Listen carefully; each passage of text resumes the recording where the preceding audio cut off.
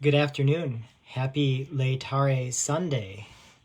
We are getting closer to Easter and these videos continue. Today I wanted to return to my discussion of the second mark of the church, that is, that Christ's church should be holy. We know that Christ's church is one, holy, Catholic, and apostolic. We need to focus more on my claim that the Catholic Church best exhibits this mark of holiness because, in fact, when we look at those who are in the church, it is not self-evident, in fact, that the church is holy. Yes, I made the case last time that the church provides the means for holiness in the 7 sacraments. But do we see holiness? We should see holiness in the church as well. Instead, what we see are sinners. We see sinners, we see scandal. This is something that we see in the church today. It's something that we've seen historically. I mean, the Catholic Church is famous for the Borgia and Medici popes of the 1400s and the 1500s. In a history class that I teach, there's a quote that I read where there are descriptions of sumptuous feasts under Pope Leo X, where they feasted upon peacock tongues, and nepotism was rife.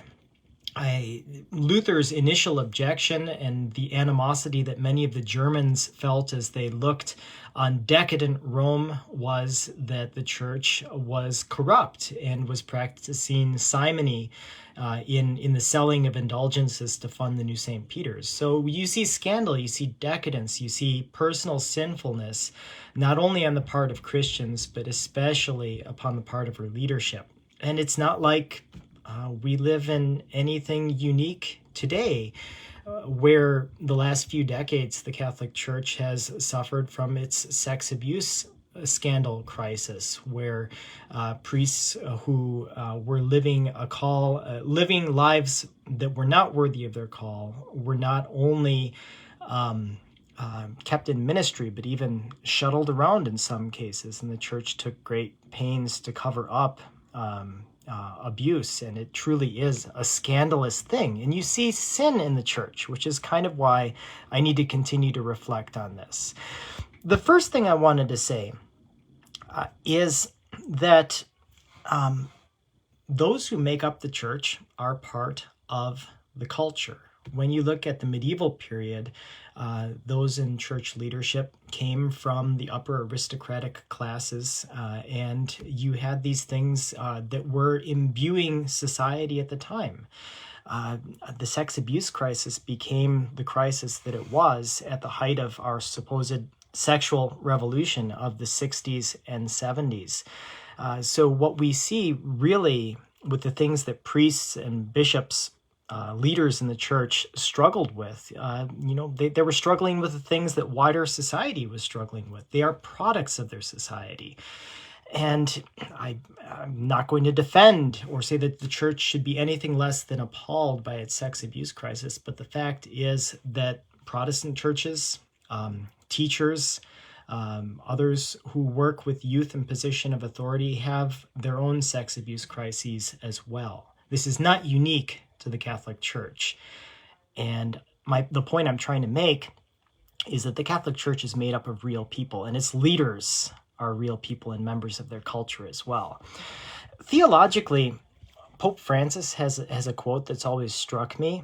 He has said that the church is not for the perfect. The perfect have no need for a church, but instead the church is a field hospital. It's a place for sinners who are striving for holiness. And not only has Pope Francis said this, but I think it was pretty clearly Christ's intention. Notice that he let Judas remain among his 12 apostles. And I know in an earlier video I already highlighted that he knew that Peter would betray him 3 times, but ultimately, after his resurrection, he not only forgives Peter, he reaffirms Peter in his role as leader of the church, even though he knew Peter was a sinner. But what changed in Peter, what's always struck me as remarkable, is his story of how he met his martyrdom. When he was in Rome and the persecution under Nero began, there's a story told that initially he fled Rome, But then Christ appeared to him to remind him of what he was called to. And Peter returned to Rome and was martyred. He was crucified, the legend says, upside down. He felt that he was not worthy to be crucified as our Lord was.